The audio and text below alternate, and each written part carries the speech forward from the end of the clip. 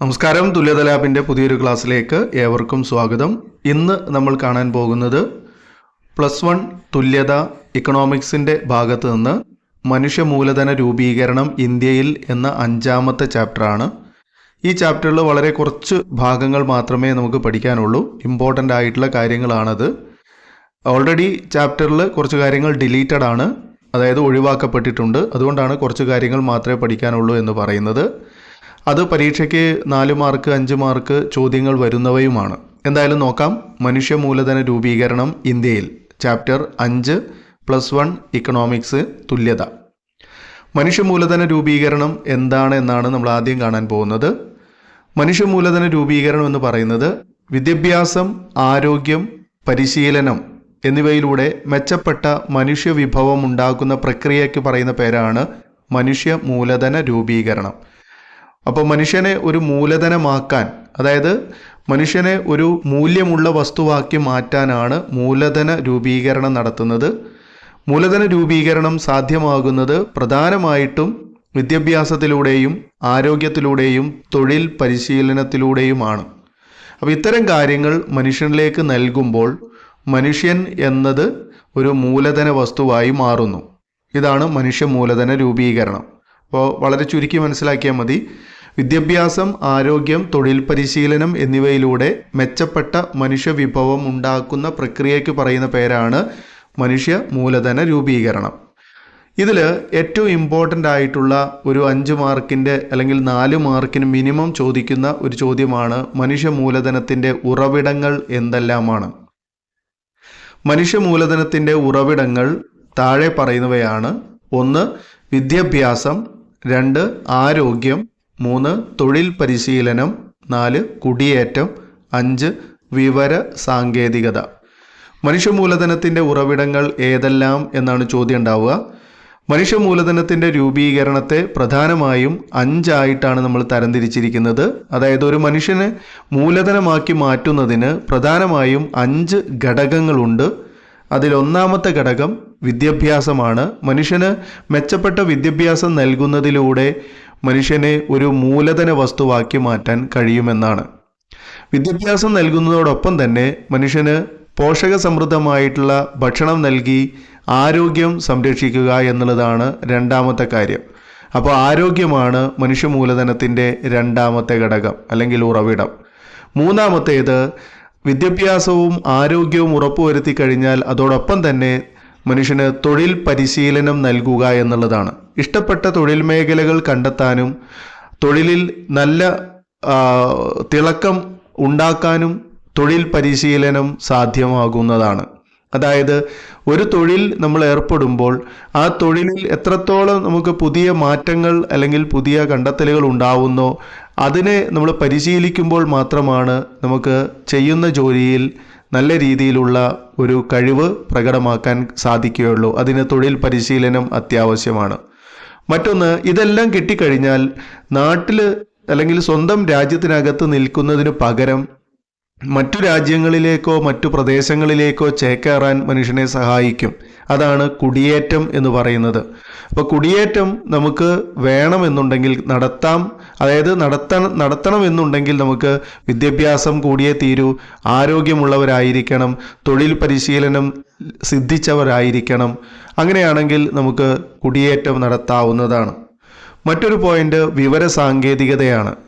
ഓരോ കാലഘട്ടത്തിനനുസരിച്ചുള്ള വിവര സാങ്കേതികത അല്ലെങ്കിൽ ഇൻഫോർമേഷനിൽ ഉണ്ടാകുന്ന മാറ്റങ്ങൾ നമ്മൾ ശ്രദ്ധിക്കുകയും അതിനനുസരിച്ചുള്ള ഒരു കഴിവ് ആർജിക്കുകയും വേണം എന്നുള്ളതാണ് വിവര സാങ്കേതികത. അപ്പോൾ വളരെ ഇമ്പോർട്ടൻ്റ് ആണ്. ഞാൻ ഇത്രയും പറയാൻ കാരണം ഇത് വളരെ ഇമ്പോർട്ടൻ്റ് ആയിട്ടുള്ളൊരു ടോപ്പിക് ആയതുകൊണ്ടാണ്. മനുഷ്യ മൂലധനത്തിൻ്റെ ഉറവിടങ്ങൾ എന്തെല്ലാം എന്ന് ചോദിച്ചാൽ നിങ്ങൾ ഈ 5 പോയിന്റ് എഴുതി വെച്ചാൽ മതി. വിവരിക്കണം എന്നുള്ളവർക്ക് ജസ്റ്റ് ഇതിന് മാത്രമായിട്ട് തന്നെ അങ്ങോട്ട് വിവരിച്ചെഴുതാവുന്നതുമാണ്. വിദ്യാഭ്യാസം, ആരോഗ്യം, തൊഴിൽ പരിശീലനം, കുടിയേറ്റം, വിവര സാങ്കേതികത എന്നിവയാണ് മനുഷ്യ മൂലധനത്തിൻ്റെ പ്രധാനപ്പെട്ട ഉറവിടങ്ങൾ. ഇനി അടുത്തൊരു ചോദ്യം വരുന്നത് 4 മാർക്കിൻ്റെ ചോദ്യമാണ്. മനുഷ്യ മൂലധനവും ഭൗതിക മൂലധനവും തമ്മിലുള്ള വ്യത്യാസം എന്താണ്? മനുഷ്യ മൂലധനവും ഭൗതിക മൂലധനവും തമ്മിലുള്ള വ്യത്യാസം ചോദിച്ചാൽ നമ്മളിവിടെ കാണിച്ചിരിക്കുന്നത് പോലെ 2 കോളങ്ങളിലായിട്ട് എഴുതി വയ്ക്കാം. അല്ലെങ്കിൽ 2 ഹെഡിങ് കൊടുത്തിട്ട്, അതായത് മനുഷ്യ മൂലധനം എന്നൊരു ഹെഡിങ് കൊടുത്ത് അതിൻ്റെ കാര്യങ്ങളൊക്കെ അതിന് താഴെ നമ്പർ ഇട്ട് വിവരിക്കാം. അതുപോലെ രണ്ടാമത്തെ ഹെഡിങ് ഭൗതിക മൂലധനം എന്ന് കൊടുത്ത് അതിൻ്റെ ഉൾപ്പെടുന്ന കാര്യങ്ങൾ അതിന് താഴെയും വിവരിക്കാം. അങ്ങനെയും എഴുതാം. അതല്ലെങ്കിൽ ഇവിടെ കാണിച്ചിരിക്കുന്നത് പോലെ ഒരു കോളം വരച്ച് അതിനെ 2 ഭാഗങ്ങളാക്കി ഹെഡിങ് കൊടുത്ത് സെപ്പറേറ്റ് എഴുതി വെക്കാവുന്നതുമാണ്. എങ്ങനെ എഴുതിയാലും മാർക്ക് കിട്ടും. അപ്പോൾ ചോദ്യം ഇതാണ്, മനുഷ്യ മൂലധനവും ഭൗതിക മൂലധനവും തമ്മിലുള്ള വ്യത്യാസം. അപ്പോൾ ആദ്യം നമ്മൾ കാണുന്നത് മനുഷ്യ മൂലധനമാണ്. സ്പർശിക്കാൻ കഴിയില്ല എന്നുള്ളതാണ് മനുഷ്യ മൂലധനത്തിൻ്റെ ഒന്നാമത്തെ പ്രത്യേകത. സ്പർശിക്കാൻ കഴിയില്ല എന്ന് പറഞ്ഞാൽ തൊട്ടു നോക്കാൻ കഴിയില്ല. രണ്ടാമത്തേത് വിപണിയിൽ വിൽക്കാൻ കഴിയില്ല. വിപണി എന്ന് പറയുന്നത് മാർക്കറ്റാണ്. മാർക്കറ്റിൽ മനുഷ്യ മൂലധനത്തെ നമുക്ക് മാർക്കറ്റിൽ വിൽക്കാൻ കഴിയില്ല. അതുപോലെ തന്നെ സ്പർശിക്കാൻ കഴിയില്ല എന്ന് വെച്ചാൽ നമ്മൾ മനുഷ്യൻ്റെ ഉള്ളിൽ നേടിയെടുത്ത കഴിവുകളാണ് മനുഷ്യ മൂലധനം എന്നതുകൊണ്ട് ഉദ്ദേശിക്കുന്നത്. മനുഷ്യ മൂലധനത്തിന് തേയ്മാനം സംഭവിക്കുന്നത് പ്രായം കൂടുമ്പോഴാണ്. മനുഷ്യന് പ്രായം കൂടുമ്പോഴാണ് മനുഷ്യ മൂലധനം നശിച്ചുകൊണ്ടിരിക്കുന്നത്. അതുപോലെ വരുമാനം മുൻകൂട്ടി കണക്കാക്കാൻ കഴിയില്ല. മനുഷ്യ മൂലധനത്തിലൂടെ നമുക്ക് എത്രത്തോളം വരുമാനം ഉണ്ടാക്കാം എന്ന് മുൻകൂട്ടി കണക്കാക്കാൻ ഒരിക്കലും സാധ്യമല്ല.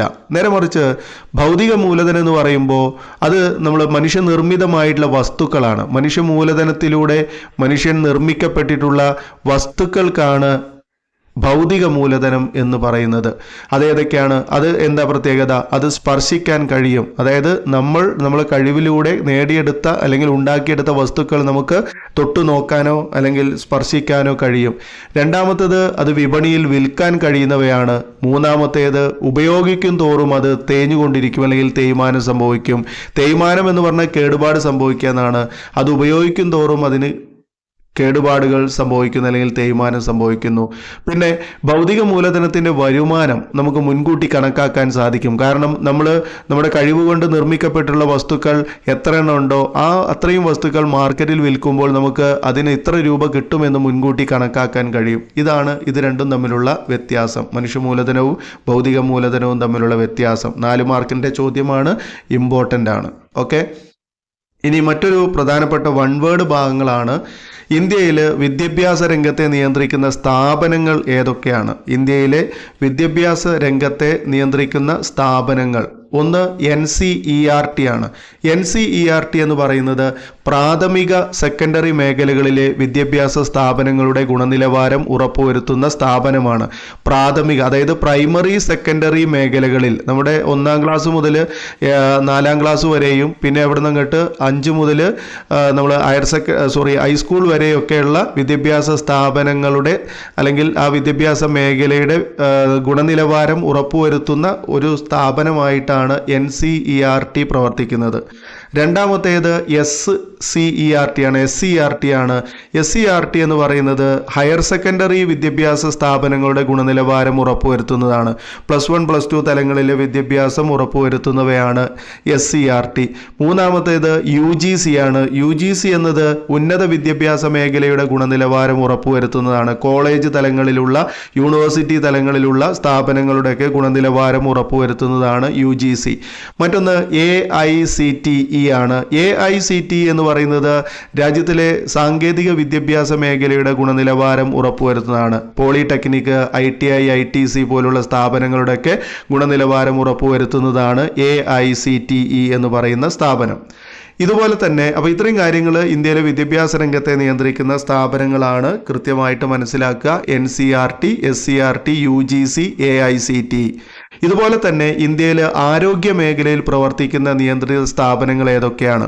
ഇന്ത്യയിൽ ആരോഗ്യ മേഖലയെ നിയന്ത്രിക്കുന്ന അല്ലെങ്കിൽ ആരോഗ്യ മേഖലയുടെ പ്രവർത്തനത്തിന് വേണ്ടി നിലകൊള്ളുന്ന നിയന്ത്രിത സ്ഥാപനങ്ങൾ ഒന്ന് ICMR ആണ്. ICMR. രണ്ടാമത്തേത് നഴ്സിംഗ് കൗൺസിലാണ്. മൂന്നാമത്തേത് ഫാർമസി കൗൺസിലാണ്. ആരോഗ്യ മേഖലയിൽ പ്രവർത്തിക്കുന്ന നിയന്ത്രിത സ്ഥാപനങ്ങൾ ഒന്ന് ICMR, 2 nursing council, 3 pharmacy council. Okay, അപ്പോൾ ഈ രണ്ട് ചോദ്യങ്ങൾ നമുക്ക് പരീക്ഷയ്ക്ക് വരുന്നത് കൂട്ടത്തിൽപ്പെടാത്തത് തിരഞ്ഞെടുത്തെഴുതുക എന്ന് പറയുന്നതുകൊണ്ടാണ് ആ ചോദ്യം വരാറുള്ളത്. ശ്രദ്ധിച്ച് പഠിക്കുക. ഇത്രയും കാര്യങ്ങളാണ് നമുക്ക് ഈ ഒരു 5ാമത്തെ ചാപ്റ്ററിൽ നിന്ന് പഠിക്കാനുള്ളത്. ഇമ്പോർട്ടൻ്റ് ആയിട്ടുള്ള കാര്യങ്ങളാണ്. എന്തായാലും നമുക്കിവിടെ ഒരു 5ഉം 4ഉം 9 മാർക്കിൻ്റെ ചോദ്യം ഇവിടെ നിന്ന് കൃത്യമായിട്ട് പ്രതീക്ഷിക്കാവുന്നതാണ്. ഓക്കെ, അപ്പോൾ ഈ പറഞ്ഞ കാര്യങ്ങൾ നിങ്ങൾക്ക് 100% ഉപകരിക്കുന്നതാണ്. തീർച്ചയായും നിങ്ങൾക്ക് ഉപകാരപ്പെട്ടാൽ നിങ്ങളുടെ സുഹൃത്തുക്കളിലേക്ക്, നിങ്ങളെ കൂടെ പഠിക്കുന്ന ആളുകളിലേക്കൊക്കെ ഒന്ന് ഷെയർ ചെയ്യുക. ആദ്യമായി കാണുന്നവർ നമ്മുടെ ചാനൽ ഒന്ന് സബ്സ്ക്രൈബ് ചെയ്യുക. അതിനടുത്തുള്ള ബെല്ലൊന്ന് എനേബിൾ ചെയ്ത് വെച്ചാൽ പുതിയ ക്ലാസ്സുകളൊക്കെ നിങ്ങൾക്ക് നോട്ടിഫിക്കേഷനായി ഫോണിൽ ലഭിക്കുന്നതാണ്. പിന്നെ എല്ലാവരും ലൈക്ക് ചെയ്യുക. ലൈക്ക് ചെയ്യാൻ ഒരിക്കലും നിങ്ങൾ മടി കാണിക്കരുത്. ഓക്കെ, ഇനി നമുക്ക് വീണ്ടും പുതിയ ഒരു ടോപ്പിക്കുമായി പുതിയ വീഡിയോയിൽ കാണാം. വീഡിയോ കണ്ടിരുന്ന എല്ലാവർക്കും നന്ദി. Thanks for watching.